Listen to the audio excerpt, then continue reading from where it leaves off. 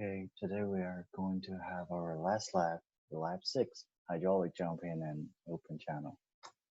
Okay, first we can talk a little bit about the hydraulic jump. It occur in a lot of places. I mean, usually you can see it in a natural river. Um, a lot of you guys do kayaking or tubing during the hot summer. I mean, in a natural creek, you can easily find out the hydraulic jump. I mean, because the in a natural creek, the stream bed is not always flat, right? There there's a lot of the boulder inside of the creek, a lot of the rocks, so which makes the seabed uneven. So if the seabed is uneven, it will create some small waterfall and then followed by a small hydraulic jump. I found a picture pretty much show the situation. It's like this. Okay, so if a fast water stream enter into a zone with a low flow velocity, it will have a hydraulic jump occur in between. Okay, which we call this entrapment zone because there's a lot of air bubble inside, and because of the air bubble, the buoyancy is reduced. So people are, you know, more prone to be trapped into this type of hydraulic jump. So it's pretty dangerous. And also, we have a lot of engineer application of the hydraulic jump is because the hydraulic jump itself is a good way for the energy dissipation because it converts the kinematic energy through the turbulence, through the splash. It converts the kinematic energy into the heat. Okay, so we'll largely, I mean, significantly reduce the kinematic energy of the flow. So this is a case of spillway. So this is the dam, and the picture is from Army Corps of Engineers. So you see, this is a spillway, and this is a flip lip, which will convert divert the direction of the flow and let it go up. So the stream will then coming down to the tailwater, and we use the hydraulic jump to dissipate the energy. Okay.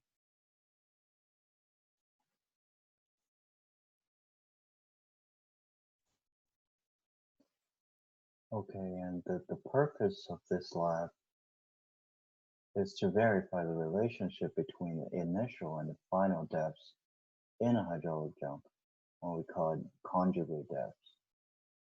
Okay, the initial depth is the upstream of the hydraulic jump.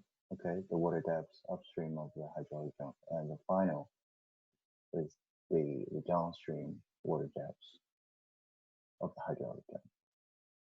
Okay, and we are going to create a stationary hydraulic jump in our lab, which means this hydraulic jump is not moving back and forth, back and forth. So we're able to measure the water depths in here and also the water depths in here.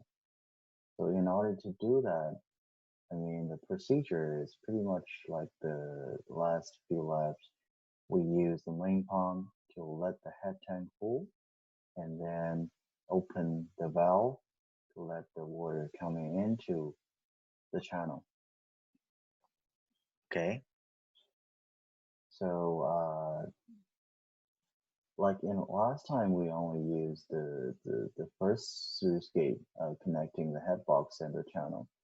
So this time we also control the first sluice gate. We can call it entrance sluice gate at this time.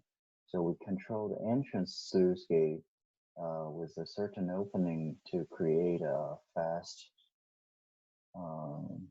water stream throughout the whole channel.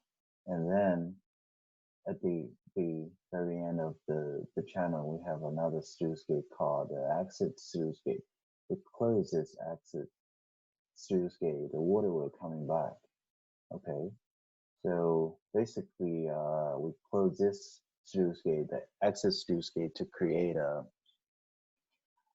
subcritical flow. So you will see the water depths will increasing.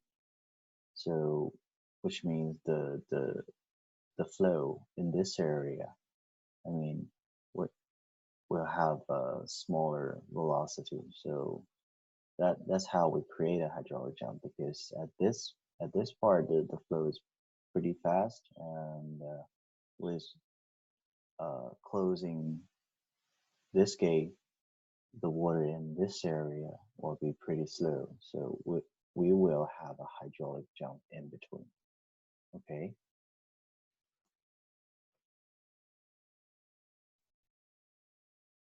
Well, it's easier said than done, because once you close the exit sluice gate, you know, if you cannot control the opening precisely, the water will be pushed back all the way to the head box, and the water surface will become flat again. Okay, the hydraulic jump will not stop.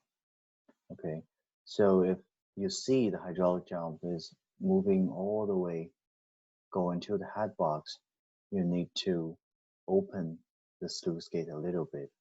So you will see the hydraulic jump stop moving, or it will moving back to the downstream again.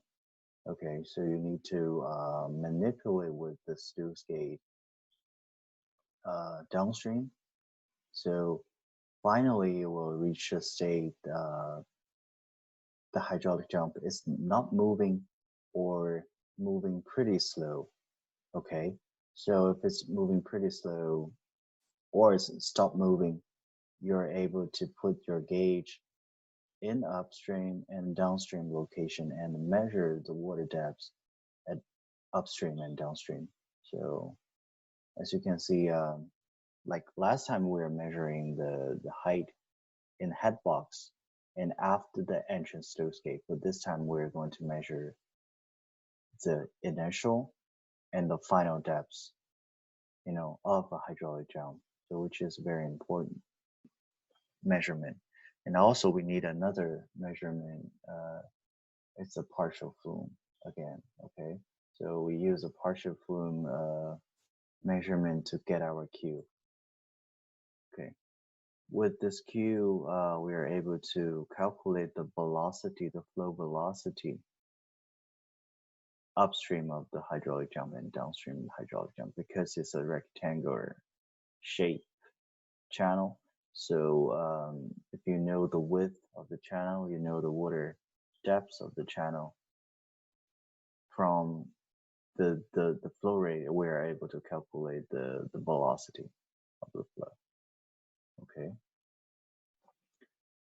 So okay, let's talk about some important equations in this lab. Actually, it's pretty simple. Okay, the first equation is a partial flume equation. We use this equation to determine the flow rate. Okay, so this is the second equation, the Froude number. Okay, so the Froude number is defined by the velocity over square root gy. The g is a gravitational acceleration. The y is the water depth. V is the speed. Okay. Once we have the q, we have the cross-section area. We are able to get the velocity. So also the water depth is known, right? So we are able to calculate the Froude number upstream and downstream. We use V1 as the upstream speed, Y1 as the upstream water depth, and so we are able to calculate the FR1, Froude number 1, and Froude number 2. No. Okay. And not to mention the relationship, the definition of true number. Also, um, you know, everybody should know if the proof number is larger than one, it will be a supercritical, and smaller than one is subcritical. So you can tell the proof number one will be the upstream proof, which is a much larger than one, and the proof number two, which is downstream, should be much smaller than one. Okay. Once we know the proof number, um, we're going to plug the full number into the equation 6.2. The 6.2 is the relation between the ratio of upstream and downstream water depths to the full number. So we can build our relationship between the water depths and the full number one. Okay, just pay attention here. This is the full number one, which is the full number of upstream. So Y2 is the downstream water depths, Y1 is the upstream water depths. So use this equation, okay, we're able to connect the water depths and the Prue number. Okay, so if we see this picture, that during the hydraulic jump, there is a significant energy loss during the hydraulic jump. And as you can see in here, in equation 6.3, we call the equation of specific energy, which is the water depths plus V squared over 2G. So it gives you the energy, okay? So you can calculate the energy on the upstream side and the downstream side. So using equation 6.4, we are able to calculate the head loss during the hydraulic jump. So if we substitute everything, the equation 6.3 into 6.4, we are able to write down the final form of the head loss, which is only related to the upstream and downstream water depths. So in this way, we're able to calculate the head loss. Okay, so that's pretty much all the equation we need in this lab. Okay, I think you guys have already watched the part of the experiment itself. I just did one round in the video. So basically, in order to get the whole data set, you need to repeat my procedure several times, so you're able to get the complete data set, which means you have to repositioning the upstream sluice gate to get a new supercritical flow, and then control the downstream to get a new hydraulic jump. So after that, you need to measure the upstream and downstream water depths again. Okay, you get a new data set. Okay, repeat several times, you get the whole. Okay, let's talk a little bit about the analysis of data. And I think it's pretty simple. Let's see the part one. The part one is compares theoretical trend for Y2 as a function of a Y1 and the Prue number one, and experimentally measured value of a Y2 by plotting Y2 over Y1 computed from equation 2.2 versus Prue number one, and experimentally measured conjugate depth ratio Y2 over Y1. Okay, it's a kind of complicated explanation, but actually it's pretty simple. Okay, so as you can see in here, the equation 6.2, Let's move to equation 6.2.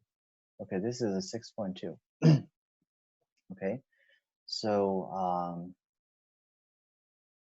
we are able to calculate the ratio here, y2 over y1, by this equation. Okay, the proof number 1 is known, all right, because we are able to calculate the proof number 1 by this equation.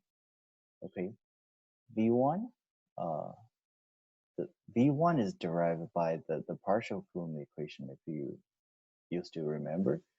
So you calculate the v1 using the partial Coulomb equation.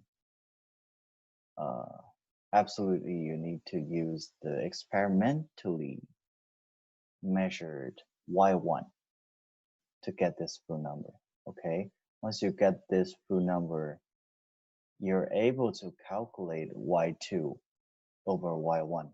We call this one a theoretical y2 over y1. Okay, because it's determined by this equation. But also we have our experimental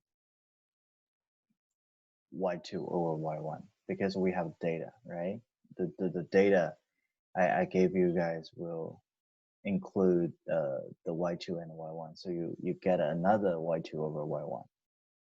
So if you plot into, let's see if I can find some example. You get it, if you have a scatter plot, it will have something like this, okay? The x-axis is proof number 1, and y-axis is y2 over y1. You will see two different. So the straight line will be the equation calculated y2 over y1 because it's a linear function. But you see this blue dots, it's the experimentally calculate y2 over y1 because it's measured and it will not form a straight line, okay? So this is a part 1, okay? This is a part 1 of data analysis. So part 2 is develop an experimentally measured specific energy diagram by plotting E1 over YC versus Y1 over YC and E2 over YC versus Y2 over YC in the same figure. Okay, so you can figure out the E1 is the upstream specific energy and E2 is a downstream specific energy. So basically this plot will be two parts. The first part is upstream and the second part is downstream, and E1 is using E1 and E2 can be calculated using equation 6.3. Okay.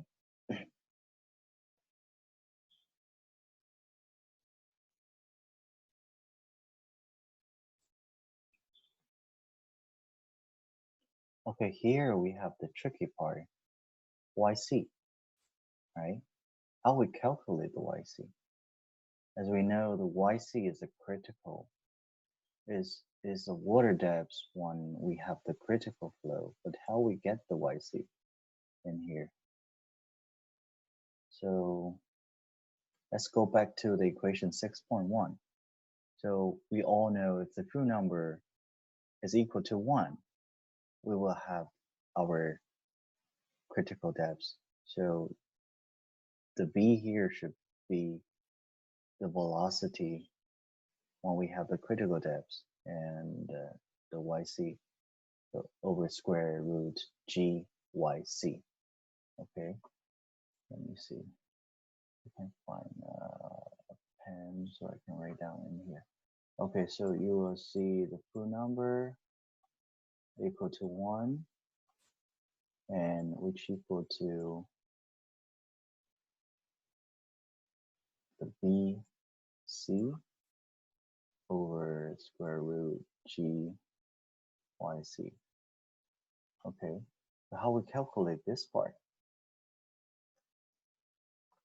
So using the partial Flume equation, you have the Q, right? Because the Q is determined, is known, and use the Q times the A, and the A right now should be the width of the channel times YC. Okay, so Q is known, B is known, G is known, and the only unknown in here is YC, and this part equal to 1. So you're able to calculate the YC. Okay, I think you guys may have another way to calculate the YC by the determination of the rectangular shape. I think probably you have another equations in your textbook to calculate the YC in the rectangular channel. But I just give you one option here, how to calculate the YC using the equation 6.1. Okay. So you're able to calculate the YC in the part 2. So Y1, Y2 is known. E1, E2 can be calculated. YC could be calculated. You will have a figure like this. Okay. So the y-axis is E over YC, and this part is Y over YC. So you will see this part is your supercritical part, and this part is your subcritical part. Okay. So actually, you know, if you connected this line, it should give you an energy curve, specific energy curve like this. Okay. Yeah, that's something you guys are probably familiar with. It's in the textbook. That's how the specific energy curve looks like. Okay. Okay, here comes the third part. Compare the theoretical and experimental value of energy loss by plotting the experimental and theoretical value of Hell loss versus Y2 over Y1. Okay, so if we see the equations in here, once we got all the information, we're able to have our E1 and E2. Okay, using the equation 6.4, we can have our this is the experimental energy loss. Okay, and the equation 6.5 is actually the theoretical Hell loss. So just compare these two numbers. We're able to do the plot. Okay, let me show you some result. Let's see in here. So this is your Y2 over Y1. Okay, using one equation, you are able to get the experimental, and using another equation, you can get another theoretical. So you can just compare the energy loss. So basically, it's something like that. Okay, so that's pretty much everything about the data analysis.